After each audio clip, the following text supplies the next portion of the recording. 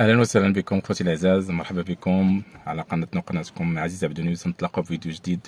فيديو ان شاء الله غادي يكون بسيط وغادي يكون قصير، عباره عن تذكير وعنده علاقه بالموضوع بالفيديو اللي كنت حطيت فاش كنا تكلمنا على المقاول الذاتي وعلى التصريح الضريبي والديكلاراسيون اللي كان تيديروا المقاول الذاتي باش ما تيتجمعوش عليه الضرائب، باش ما تيجيوش عليه الغرامات.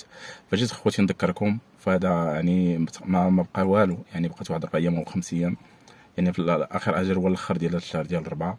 جيت نذكركم بالتصريح الضريبي اللي ما صرحش يمشي يصرح، واللي يعني دخل على البوابه او اللي مشى عند شي، يعني شي واحد اللي تيعرف او الناس اللي صحاب الضرائب يصرح بالديكلاراسيون ديالو التريمستريال ديالو.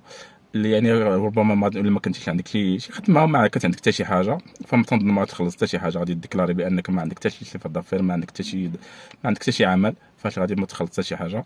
والناس اللي عندهم شي غرامات قديمه او بزاف ديال الحوايج فتنتمنى انهم يريقلوا الوضعيه ديال